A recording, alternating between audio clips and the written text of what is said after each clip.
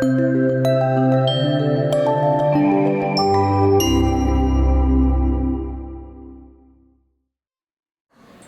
we saw Yvette's videos online, quite frankly, we were blown away by the vitality and the coherence of her performances.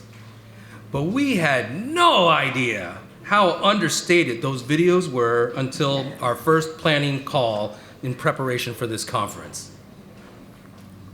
Chris and Eldar and our team, we all joined on the call, and I wondered, with so much talent all on the same call, how is it going to all play out?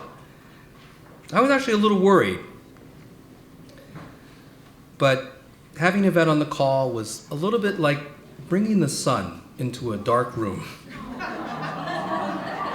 And I am sure that everyone on the call felt her energy and presence, kind of like getting a jump start. They're nodding, right? She was like our personal cheerleader. I felt like anything was possible when we were on that call. So I personally can't wait to hear her roar. And so I am so pleased to introduce to you a scholar, a lady, and often mistaken for the sun, Yvette Jackson.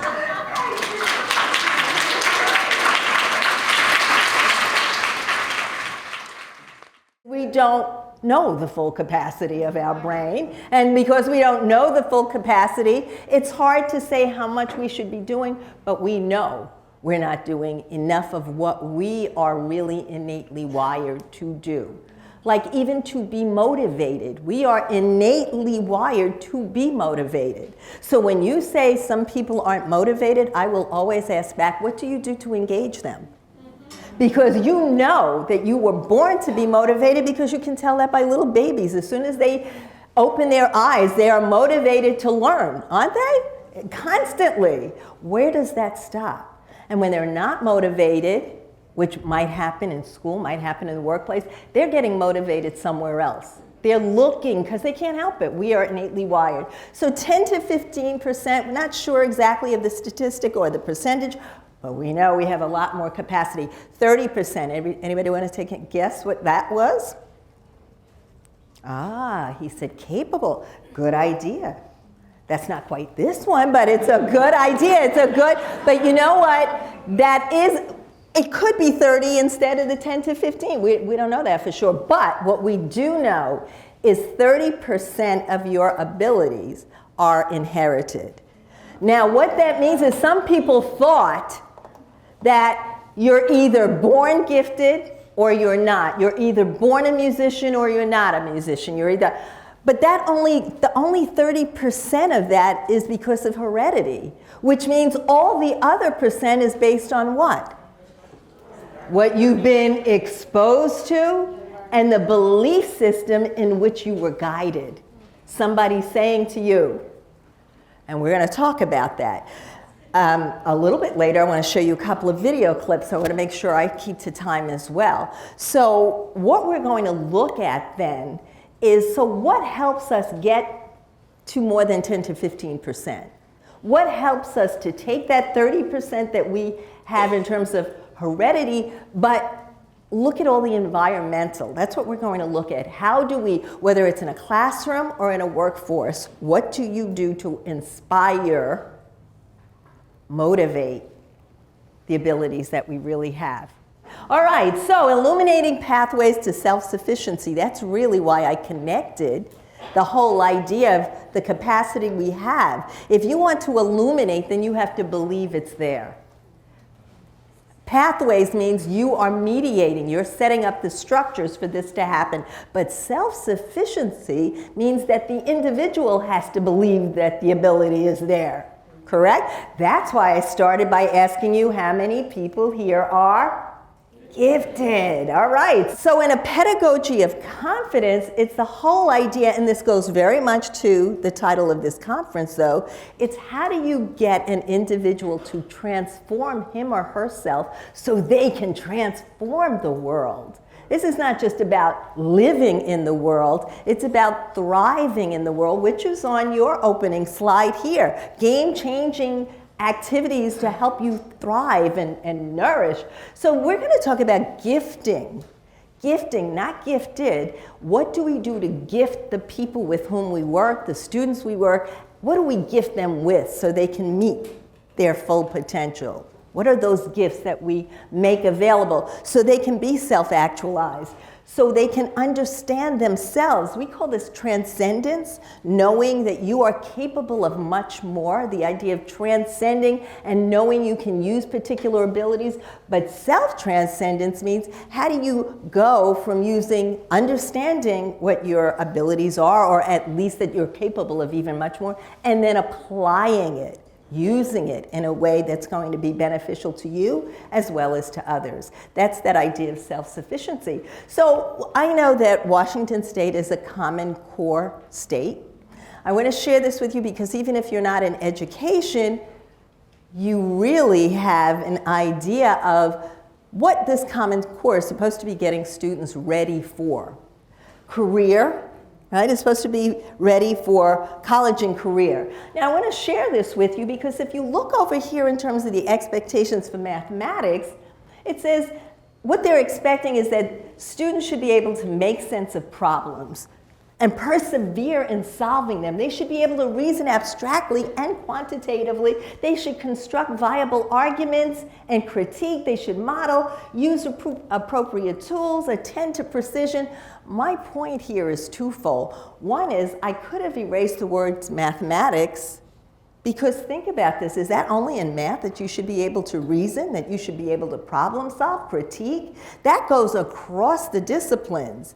The other side is in terms of English, but this is what I want to point out here. Besides the independence that they start with in comprehending critique, and the critique is also over there in mathematics, but look at the very last bullet. This is the first time that that's ever been in a Common Core. It says, understand other perspectives and cultures. That has never been in standards before. We call that dialogical thinking, when you can see from somebody else's perspective. And that really starts kicking in full throttle during adolescence. But what you do with seeing from somebody else's perspective is what has to be cultivated, what has to be guided. Now, I share this with you for another reason, that the Common Core, the idea of being college and career ready or workforce ready, because it doesn't have to mean college.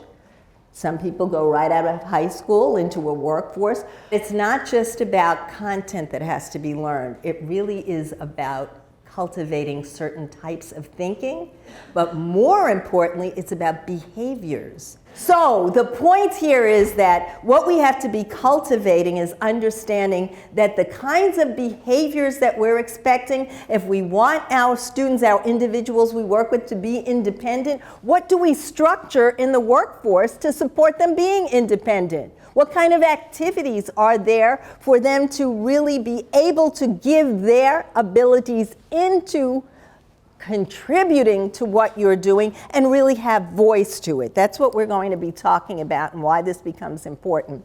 So this morning, both Chris and Eldar were talking about intention. But I think it was Eldar who was talking about going from intention to action. And because he was talking about intention and action friction, tension between the two. The issue is, if we really intend, if it's our intention to bring out the capabilities of those with whom we're teaching or with whom we're working, you cannot talk about what actions you should take until you understand what you should be paying attention to. What is it that really generates this high performance level? What makes people be inspired? How do we help them understand that they can use what they're strong at to get to their underdeveloped skills? How do you do that? That requires very different actions then. So that's what we're going to spend the rest of the time. What should we be paying attention to that goes cross from the school place to the workplace that we're supposed to be looking at? The first idea is, how do we generate the idea of beliefs? A belief in your own competency and the confidence for that. There we are. Hello again. Okay. Wow. All right.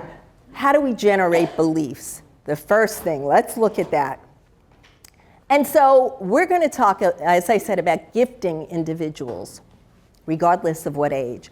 So I'm going to get more into some of the cognitive science that Chris was talking about and look at the link to the neuroscience in terms of that. So let's start with the neuroscience. One of the things we know about how we're wired is that the brain really craves 4 things. It craves engagement. So again, like I said, if you say somebody's not motivated, what are you doing to engage them? The brain craves it. It really craves engagement. The other thing is the brain craves challenge, but challenge with the belief that you have the competence to meet the challenge or the support to get to that. But the brain loves challenge. That's why even a little baby crawling on the floor will try to pull things apart, tear them up, and then try to put them back together. It's a challenge. It's the challenge. If we weren't wired for challenge, we would do nothing. We are wired for that, but we want to believe that we are competent or have the support to get there. We're also wired to need feedback. We need to have constant, ongoing feedback. Not at the end of a semester, not at the end of a project, but as it's going on. That is why students, children, young people, and older people love video games. Because it's about challenge and constant feedback. Constantly you're getting feedback, right?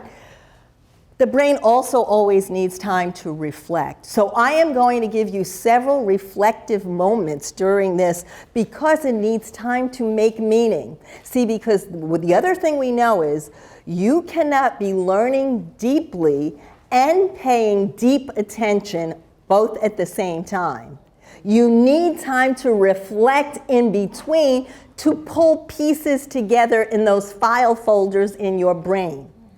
That is really critical. And I know very often professors, teachers in classrooms, when they only have a 50-minute period or 60, don't think they have time for reflection because I have to cover all of this material in only 60 minutes. But you know what? You lost half the group anyway after about 10 minutes if you didn't give them time to reflect. That is just a fact. Okay, so I'm going to focus on that in terms of adolescence, not because I'm talking about middle school. Remember, I am talking all the way up until like 25, 26 years old. I had somebody yesterday, actually, I was on the plane, and he said, well, my son is 30, and I can tell you right now, he's still an adolescent. Now, I laughed too, except he said, no, really, because he was a drug abuser. It really affected him developmentally, and he is still acting like he is an adolescent. And so what does that mean, though? Because adolescents crave to be self-actualized. Understand this, too, that Einstein and Charles Darwin, both looking at physics and biology, first started coming up with their theories before they were 25 years old, which means they were still maybe in adolescence. But that's the time where you kind of try to think out of the box. You kind of try to go around boundaries. That's what adolescence is for. The thing like Chris talked about, though, you start learning how to do certain things before you start thinking about whether you should do those things, right? Should I do these things now? So let's talk about the importance of engagement and how we get to this idea of engagement. First thing is, the first thing that engages people is arousal from an emotional state. I feel good about this. This is something interesting to me. This connects to me culturally. It's relevant and meaningful. And so I feel this sense of emotion. Or it could be the other, that I'm scared to death. This reminds me of something else I've experienced.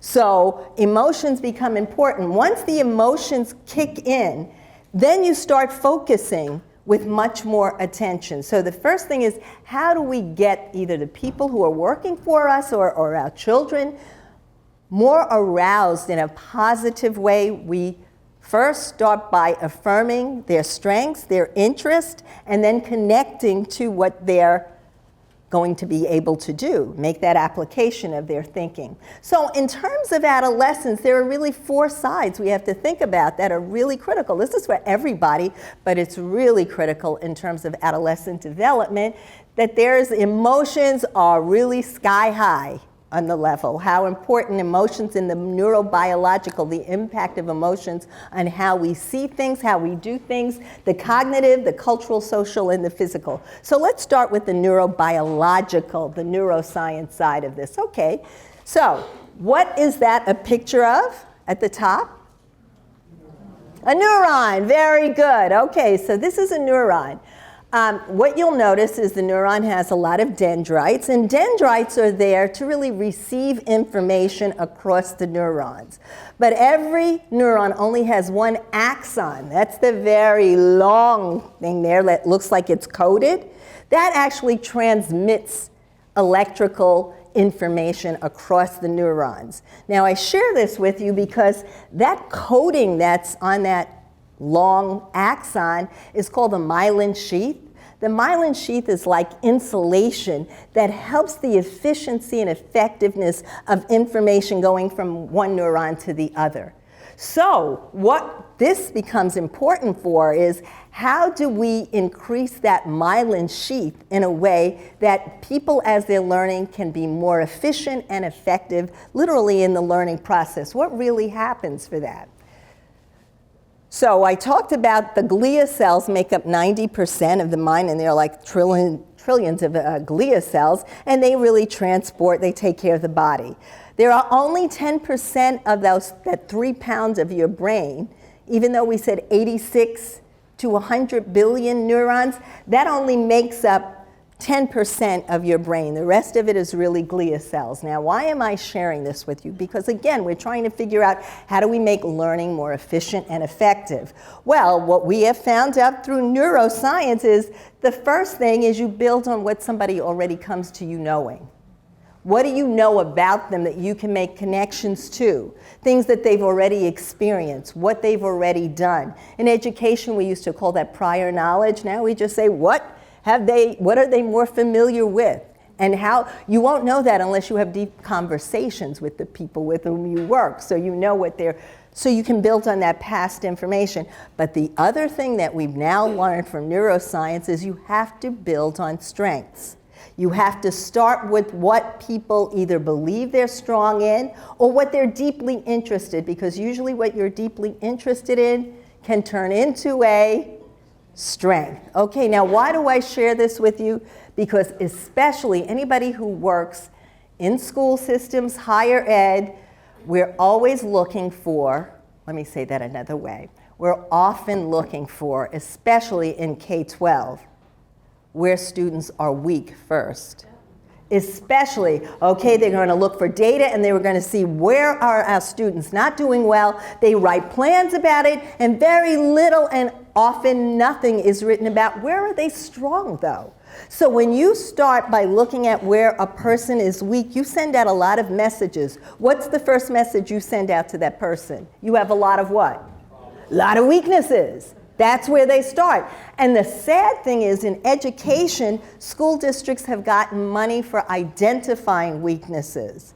And so you keep identifying to the point that you forget, wait a minute, there's an enormous amount of strength that's in here, unless you're in a gifted program. And then where do they start in gifted land?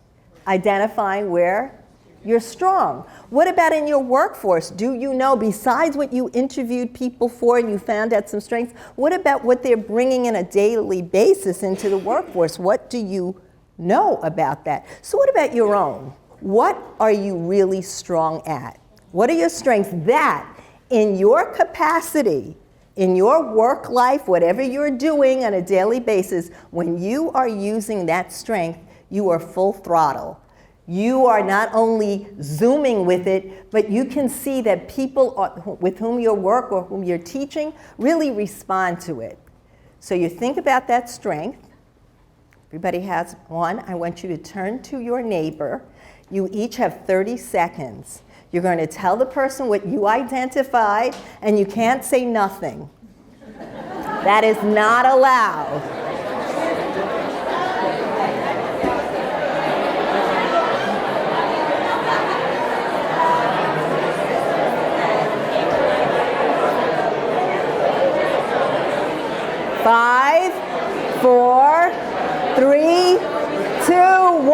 And time's up. How did that feel? Did you notice the noise level in the room? It got really, really loud. Now, why did it get really loud? Because we understand now that when you are even talking about your strengths, even talking about it, definitely when you're using them, but even just the talk lets off endorphins in your body. Endorphins are neurotransmitters that help put information, electrical current, through the neurons, but especially send information through the axons. Remember, the dendrites are what take in information or electrical currents, moving on, that learning process. So endorphins, those athletic people or go work out, you really get into it, you get off on endorphins. And when you don't get to exercise, you feel it. The other neurotransmitter that goes off, though, is dopamine. And dopamine is a relaxing neurotransmitter. So at the same time, you're energized, but you're not stressed in a bad way. It's a stress in a good way that really gets controlled by this dopamine. So just the idea of starting with strengths, having people recognize that they can use their strengths in the task, is really letting off what can help learning and action in a much more efficient and effective way. And yet, especially in education, we're starting the exact wrong way when we start by identifying weaknesses. It should be about the strength part. The other side of it is a belief system. When you're a teacher and you do see that students are able to talk about and share their strengths, you feel better too. You say, there's hope in this classroom, that they can really do it, and it becomes really. So those of you who might not be in education, but who have children who are in school, go to the school and say, how are you identifying the strengths of the students here? And what are you doing to activate, not just in the gifted program, everybody's, what are you doing for it? And that becomes a really critical. What we're also finding, I was talking about that work with the athletes that we're doing now, is what I mentioned to you. The transfer, because of the neural connections that get stronger, the transfer of that ability when guided, kinds of thinking as I was talking about, into across the domains, and how that becomes mediated in a way that you can not only feel successful, but be more successful in that work. So, we're talking about cognition and learning, how we make meaning, and I was talking about what we should learn from cognitive science. We just did neuroscience, but now, even with that neuroscience, what do we know from cognition? So I would like you to interpret this slide. If cognition is in the middle, how we make meaning, how we understand, what do you think? Interpret the rest of the slide. It's your interpretation. Can you be wrong? No. So you have cognition encircled by language, but framed by culture. What does that say to you? Does culture impact how you think? Yes. Does it impact your language? Yes. Does language impact your culture? Now think about this. I have there a frame because both Chris and Eldar this morning talked about context. The frame of reference is context. Those experiences that you have had, those things that because of those experiences have become meaningful and relevant to you, become your cultural frame of reference. And so, yes, they really impact how you interpret things, how you infer meaning, how you set your goals, how you consider your future, are all very much impacted by that cultural frame of reference. Now, the thing is, culture is not one ethnicity. That's the other thing we have to get over. Because you live in America. And so in America, there is this integration of many cultures. And you may even have a culture at home that you say, well, it's different. I'm Ethiopian, and when I go home, we have this. Yes, but guess what? If you have children who are adolescent, they just don't have Ethiopian culture. They are doing all kinds of things that are very much American. But that's not just them, it's all over the world, especially since we have technology that can take people anywhere in the world to observe. But why do I say this? Because the other thing that I said to you was that, does language affect culture? We're going to look at how language very much affects how you see the world. I'm going to wait until we get there. So the thing about thinking is, if you look at the middle of this slide, we're looking at different kinds of thinking that the Common Core standard in terms of career, college and career, is saying should really be used a lot. To be able to analogize, to be able to compare things, to be able to think syllogistically, the if-then. If all Americans like McDonald's, and there is a McDonald's in Holland, does that mean that all the people who eat it are American? No, that's a totally faulty syllogistic thinking. But doing it in a way that can allow you to make good decisions is important. The ability to forecast, to theorize, to hypothesize, philosophize, elaborate, innovate, that's what you're needing in the 21st century to really be part of an international workforce which connects people through technology. What we know on the other side is where it says formal operations is really what a cognitive psychologist named Piaget came up with when he was studying different developmental levels. And he said that when students, when children, when people go into adolescence, that should be the time that particular kinds of thinking in abstraction without concrete experiences or using concrete experience to get to abstraction should be very powerful, like to be able to critically analyze a situation, pull things apart, look at the other side, determine why things are the way they are, and if they could be different, what would they be like? That's that kind of critical analysis. Comparative thinking, where you get into abstracts, the whole idea of evaluation, forecasting, dialogical thinking. Remember, dialogical is seeing from other perspectives. Now, why am I sharing this with you?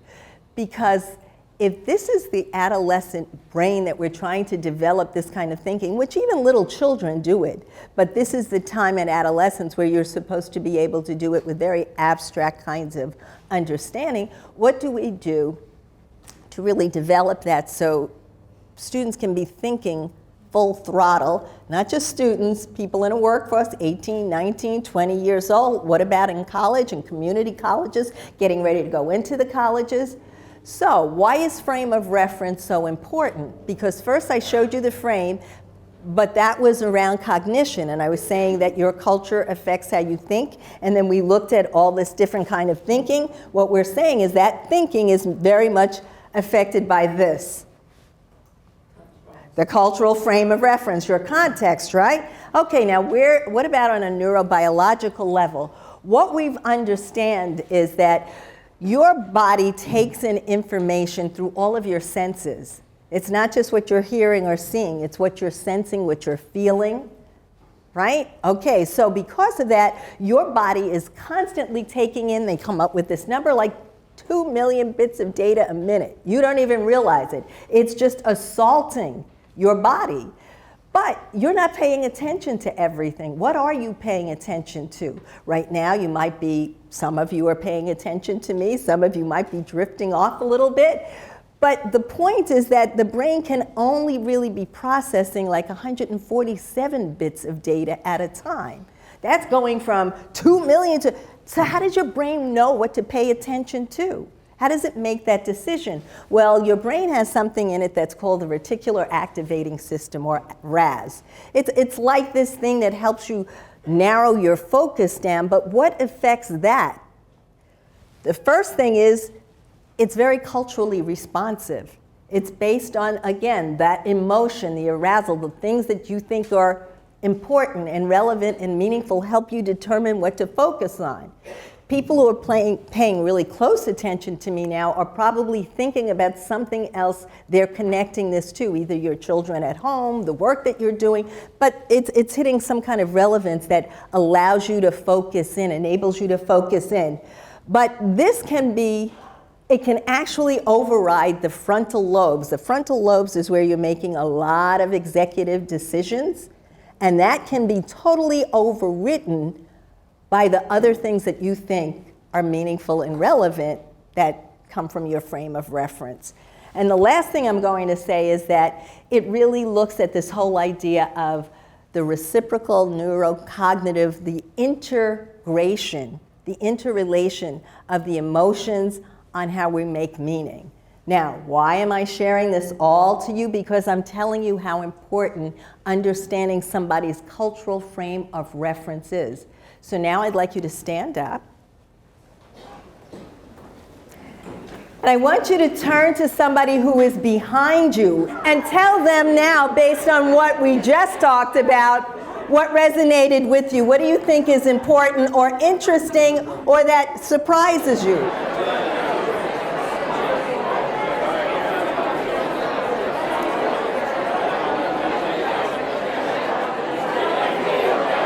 Five seconds. 4, 3, 2. Say goodbye to your new partner. Goodbye. Have a seat. Thank you. Thank you. Change of geography, change of perspective, reflection, and feedback, how important that is to think about what you're saying, being kind of metacognitive, but getting feedback from someone else and how that builds to how you construct meaning. If all people are innately wired for high levels of performance, if they're innately wired to be connected, to be motivated, then this becomes the question. If all students are wired with the potential for high intellectual performances and self-actualization, why are so many students of color underachieving? That is where my heart is. Because if we know that the gray matter is there, what's the deal? What is the deal? And we're going to look at that deal. Because for those of you who are not in the K-12 world, but you're in higher ed, it applies to you, the thought, why do we have so many students who are dropping out? They get into college, they can't stay in, what happens? And they're particularly students of color. What's the deal? So we have to take an ecological perspective, which means we have to understand that you're dealing with not only the individual, but the environment and how the environment has impacted them. And sometimes the environment is an inherited story. What comes back from the parents and the grandparents? All right, so let's look at that because it becomes important. Let's go to, how many people remember Maslow's hierarchy? That's right. And good old Maslow said the most important thing first is the idea of survival, then physical safety, then social connection and belonging, then self-esteem and self-actualization. Just with that alone, why are so many students of color underperforming? Let's look at it with some data. So we talked about the cultural frame of reference. We talked about the impact. And I said culture is about what's relevant and meaningful. But you see, for people of color, particularly in terms of things like stereotype threat, for students who are people of color particularly, because this is what happens in our cultural frame of reference always. It's not only how we look does not only affect how we see the world, but we're always unconsciously, subconsciously, always thinking about how we think the world sees us. It is always there. Why? Because we were raised realizing that in this particular place, that's going to matter. And there is no joke. So in your workplace, don't think that that's not always behind. And so that's why in a stereotype threat, say, they didn't think I could do it. I knew it as soon as I walked in the room. They were going to look at me and say, or I'm wondering, can she talk at all? Let's see. That is always there. So it's always about, you can teach very young children, that's a fact that's there, but what do you do to show that it's not going to impact you? That you can override that. That's the kind of support and mediation that's needed very early on. So given that, what is affecting our students, understanding that frame of reference, how I think others see us, think about the myths that are always related to race, and maybe they're not as smart. Focus on weakness as a reversing underachievement. That's associated, they call it the gap, closing the gap. You've heard that expression? I hate that expression because it perpetuates this idea that those kids are immediately, in fact, I've had somebody say to me, well, we have gap children in our school. I said, are we talking about genes or what? What are you talking about? I mean, that's like, what is that? But you see how the label becomes, and I immediately knew what they were saying, but oh my goodness, the label, it's just incredible. Or that IQ and SAT predict potential. They may predict how well you initially do in higher ed, but it will not predict your potential if you have the right mediation. If you have the right mediation. Gifted education only benefits those labels of gift. These are all myths. But look at how they are then perpetuated through marginalizing language, like using the term minority. Trust me, guys, minority does not feel good. Even though we might have accepted and we even use it, I don't. And when we start working with the school district, higher ed, Cal State, we say, don't use that term, because think about this.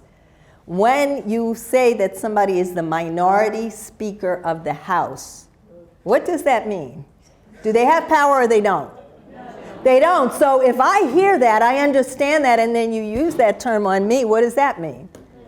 If then, this is back to syllogism, isn't it? If that's what it means, and then you look at me, then I must not have. Well, that's in a lot of ways very true. Except the issue really becomes really also, think about perception also. So my family, especially the part of my family that's Lumbee Indian, they were here before Columbus got here, right? But they will never be part of the majority. Why? Right? So think about that. Think about that that's always here. So it's about changing labels. It's about reframing. So instead of saying minority, a person of color, is that the best label? Why not just say American? How about that? But, because it's about categorical funding. That's why we keep doing that, isn't it? So we're going to perpetuate that. The idea of disadvantage, saying somebody is disadvantaged, you would say, instead of disadvantaged, they are students who are school dependent. It shouldn't say underachieving. What we should say there is, it should be low achieving versus underachieving. Think about that. If I say you're underachieving, what do I still though believe? You still could do it with the right support, but if I say low achieving, you're probably going to be there. The other is disability versus variable learning. To say that a child is disabled because they might have one learning need sounds like they're not capable of anything, right? And so that's so wrong. It's so wrong. Gap versus enrichment. Instead of saying these children are the gap, these are children that we give extra enrichment to because they don't have access. That's very different. They are school dependent. They are coming to us.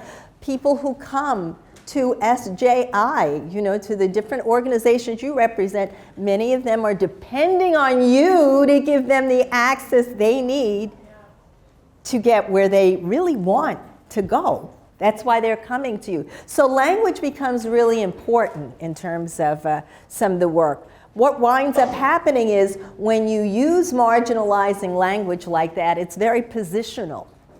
It shows power over instead of power with.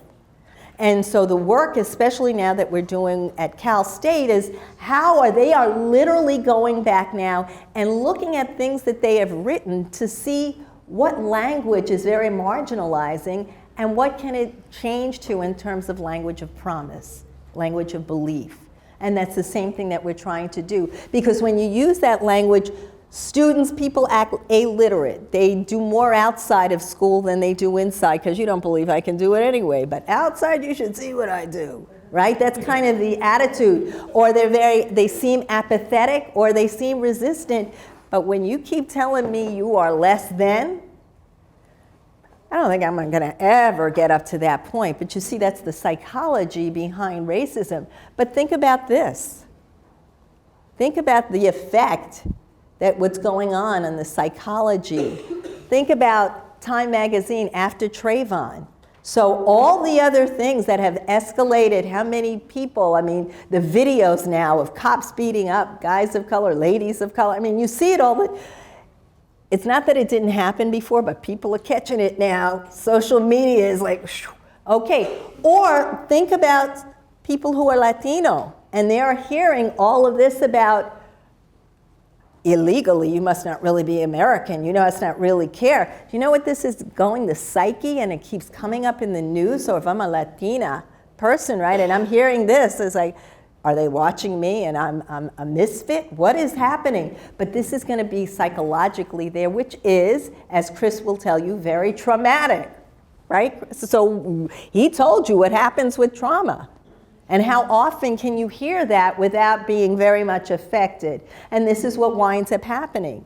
Those kinds of labels, that kind of outside world and inside school, inside the workplace, really are stressful, which you now know how it reduces blood flow, breaking down memory, problem solving, vicious habits where the brain literally gets rewired to keep doing the same thing over and over again when they know it's not the right thing to do, but they've been so affected or even affecting your on your feet thinking. But think about that.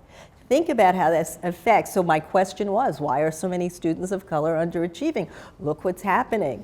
How many times boys are told, even if you got to go to the bathroom, do not stop on the street with a group of your friends and look, just keep going and run home. I mean, it's that kind of thing because of the way they live. So one of the things I mentioned to you is that we're working with the Black Male Initiative in Minneapolis, and so we're working with all of these high school students particularly and asking them to really give voice. And literally, we don't just take surveys, they're working with us on curriculum development now, they're working on initiatives for the school. So one question to them was, what do you think would be really important to changing the dynamic in terms of how you're perceived?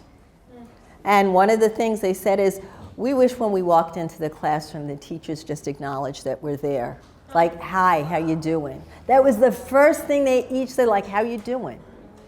But you see, even if the teachers are not intentional about that, because they have that frame of reference, they're taking it very personally. Like, you don't see me, I'm invisible. But if you came in and said, so think of this. So I was telling John and the group last night that I went to Tanzania in September, and I get off the plane in Tanzania, never been to Tanzania before, never been on the continent before. I get off the plane, thank you. I get off the plane, and what happens is they look at me at the airport and they say, welcome home. And I go, whoa, it gave me such a chill, because what were they really saying? They're saying, we see you, right? We see you. How many people saw the movie Avatar? Do you remember that means I love you, I see you? I see you. So they saw me. They were acknowledging, we see you're a person of color. Believe me, we don't even know where you're from, but somebody in your family started here. Right? Right? That's right. Right? Isn't that right? Isn't that true? And guess what? Even my Irish grandmother, her family, and the family before, that's where it all started, folks. So giddy up. Right? So I say. All right, so now what does that tell us, though? So this is Reuven Feuerstein, whom I mentioned to you earlier, my teacher, the only person who was competition for my husband, right? And he's 90 years old, right? So he wasn't really, just cognitively. But basically, right, in terms of modifiability, my husband doesn't mind me saying this. He doesn't mind having him as competition. But the thing that Reuven always said is that intelligence is dynamic. It changes based on what it's exposed to. He always says, change the input and the brain changes accordingly. Change, if you're giving enrichment, if you're giving belief in capacity, if you're giving this idea of the opportunity to actually share your culture as a strength, share your developmental level as a strength, then you know what? I'm going to act that. And trans-empirically means that potential, nobody knows how far our potential can go. As Reuven would say, the only being that knows that we cannot see. Right? We have no clue about that. And that's why it's all about belief. I'm going to skip this because I get to my work. So all of this work is put together. It's very syncretic. And Reuven is not the only cognitive theorist that I ascribe to, but he is the one I studied under. But there are so many others, even people, we were talking about Malcolm Gladwell last night. He tells a story. He doesn't have the same depth of experience as Reuven, but he's trying to tell stories in a way that people get it, right? And there are a whole lot of other people, great science, read, go online and look at videos on neuroscience and how the brain learns. They're really great, how you really affect efficiency of application, of ability. They're great. But so what I did is I came up with 7 high operational practices from the research, from both cognitive and neuroscience and gifted education. Because remember, I used to be in charge of gifted programs for New York City, where there are over 1,000 schools in New York City. So I was in charge of gifted education, and I really changed it there because I said, don't tell me that only 3 to 5% of the kids in this city should be labeled as gifted. What are we doing so everybody can shift, right? That was really what I went in there doing. So what we learned from gifted education, first of these 4, and not just gifted education, what we've learned about learning and success. That first of all, you identify and you activate what somebody is strong at. What do you do in the workforce to make sure? First you ask, what are you good at? What are you good at that you wish you could do more of here? What are you good at when the athletes, besides your ability to play football, what else are you good? What do you do when you leave here and you're not on the field that you really feel good at? And building relationships is so critical to the brain because the relationship, first of all, lets off what's called the love molecule or the love neurotransmitter. Anybody know what that love neurotransmitter is called? Yes, oxytocin. It is the love molecule. Now, what that means is that it goes off in the body when you feel that you're in a strong relationship or that somebody is relating to you in a strong way. Okay? Adolescents, now this is critical. Adolescents, literally, their bodies crave oxytocin. Like you crave a drug, their bodies crave it, which is why you will never see them walking alone any place, right? You won't. They walk in posses. They do. They can't go anywhere. And again, remember, I'm not talking about middle school. You see this on the college campuses. You see, they thrive on it. So that's why when we say they want to work in groups is because they are really, really addicted to relationship.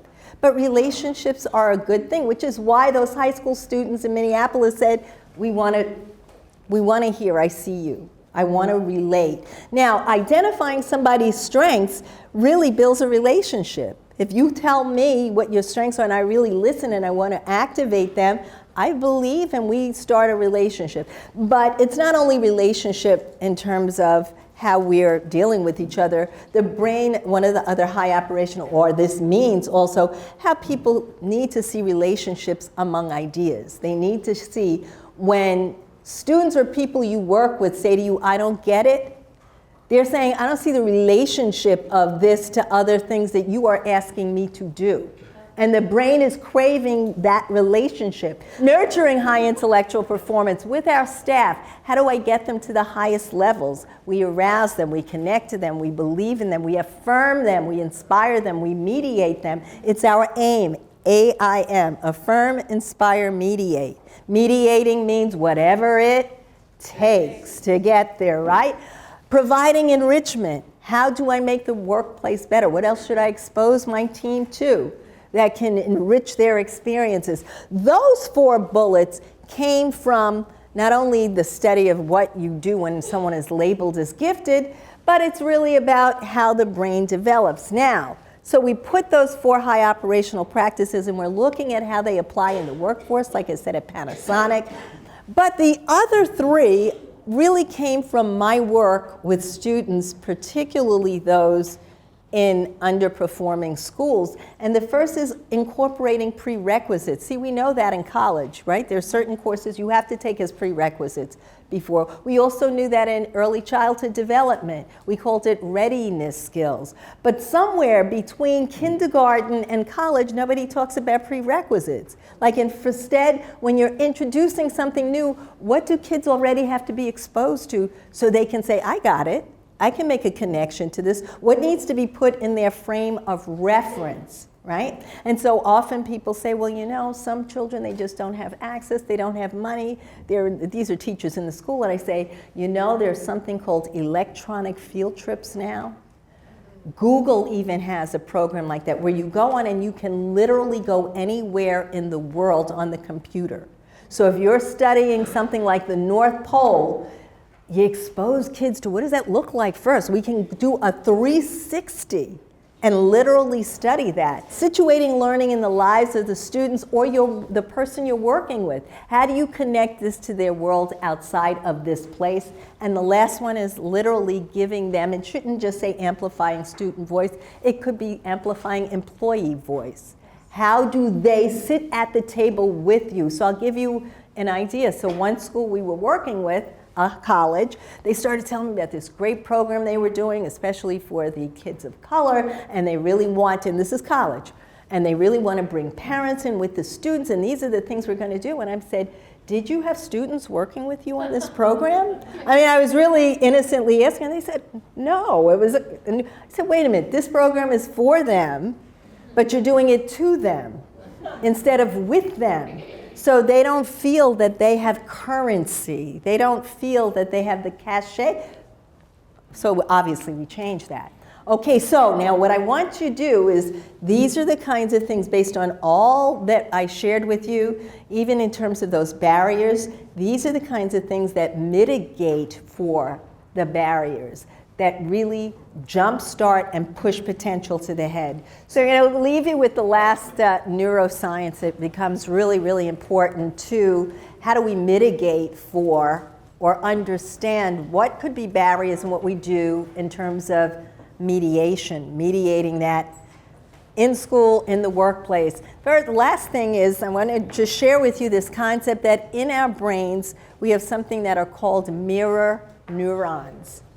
Mirror neurons really started in the movement area of the brain that deals with movement of the body. And what that means is that there are these neurons in the body that reflect movement and behavior. Think about this. You ever somebody yawns in front of you and then you yawn? It's like, I'm not even tired and I'm yawning just because. That's the mirror neuron. So what happens is your mind is observing the behavior, the actions of an individual.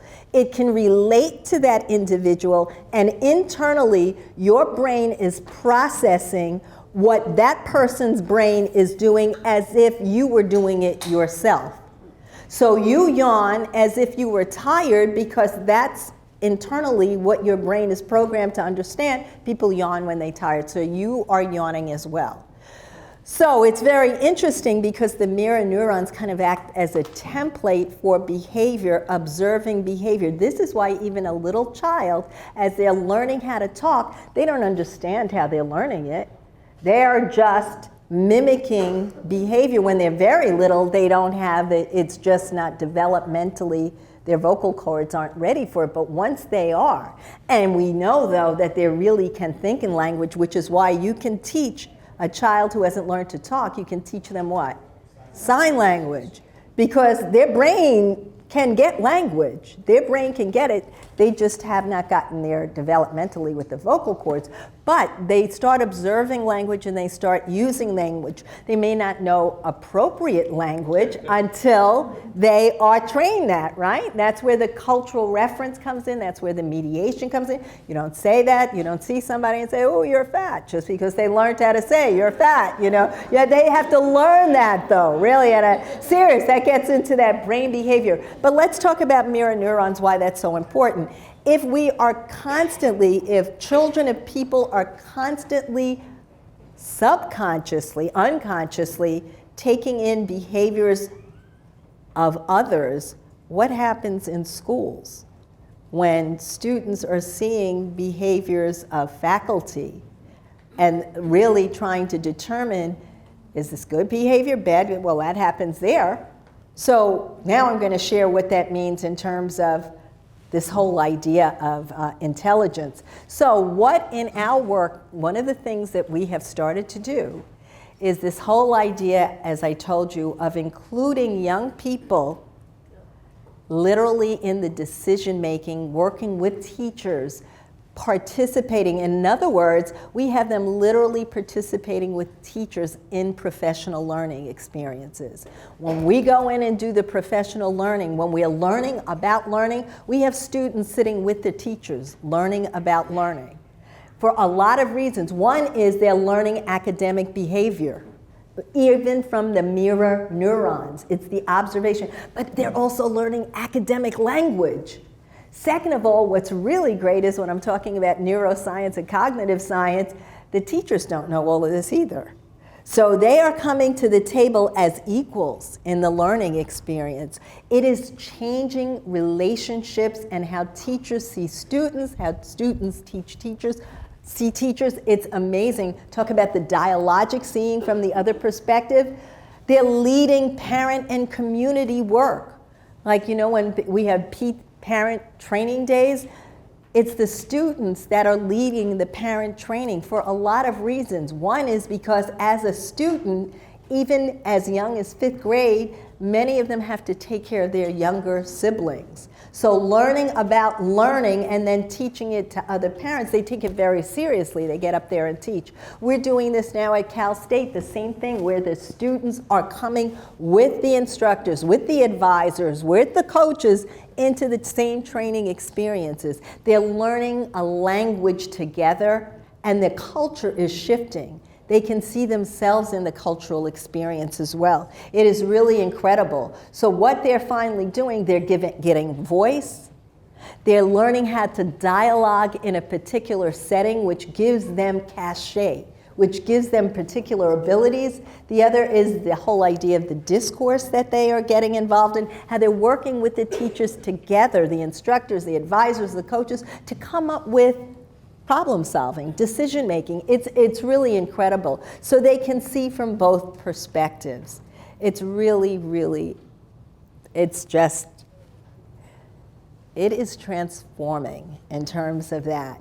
So this is a symbolic representation of everything we talked about today that really leads to, it's condensed to talk about, to show how do you mediate learning and engagement. So we know that the L is going to stand for what? Learning.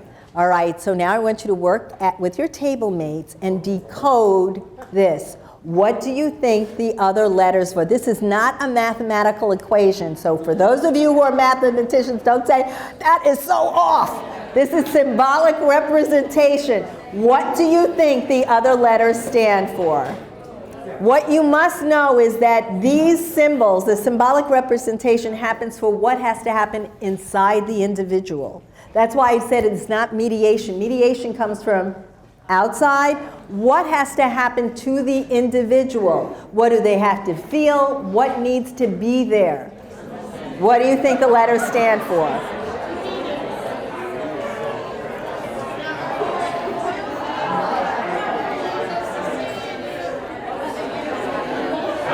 All right, I need one person to stand up. Raise your hand first. What do you think the U stands for?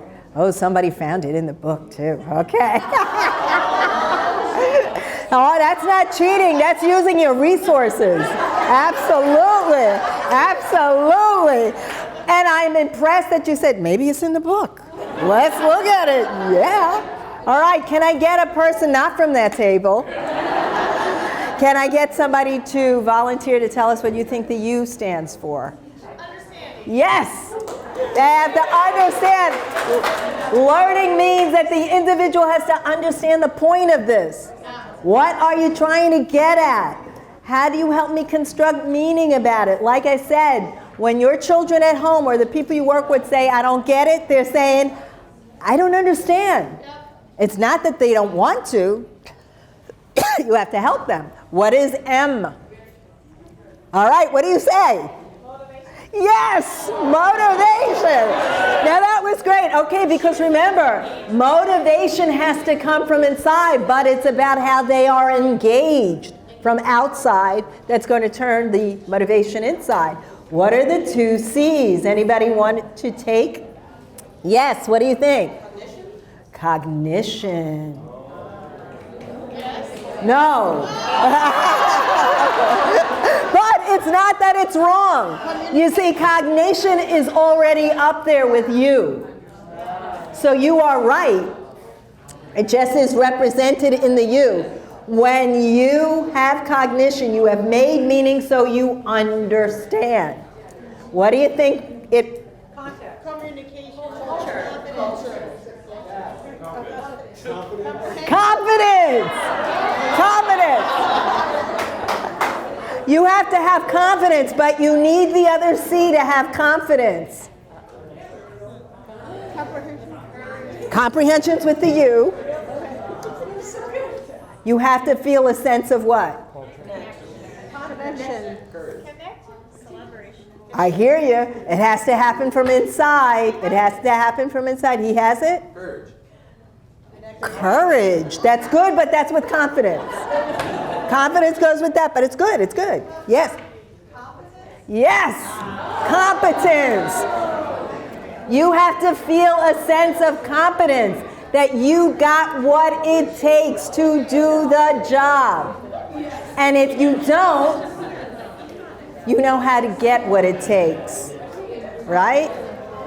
All right, so I'm going to close by saying these are what we do at the workforce, in school, with your children at home. How do you help them understand, connect to their frame of reference?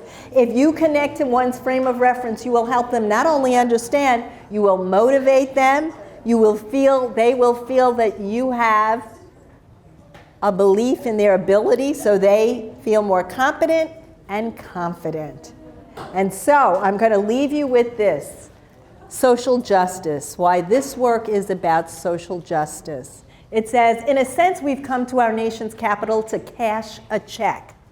When the architects of our republic wrote the magnificent words of the Constitution and the Declaration of Independence, they were signing a promissory note to which every American was to fall heir. This note was a promise that all men, yes, black men as well as white men, would be guaranteed unalienable rights of life, liberty, and the pursuit of happiness. It is obvious today that America has defaulted on this promissory note insofar as her citizens of color are concerned. Instead of honoring this sacred obligation, America has given the Negro people a bad check, a check which has come back marked insufficient funds. Now, but, how does he go on? And I have a dream. But we refuse, and this is our work, when you are illuminating the paths for self-sufficiency, we refuse to believe that the Bank of Justice is bankrupt. We refuse to believe that there are insufficient funds in the great vaults of opportunity of this nation. And so we've come to cash this as a check that will give us upon demand the riches of freedom and the security of justice. That's what this work is about. And it has been a pleasure to work with you on this program. Thank you. Thank you. Thank you.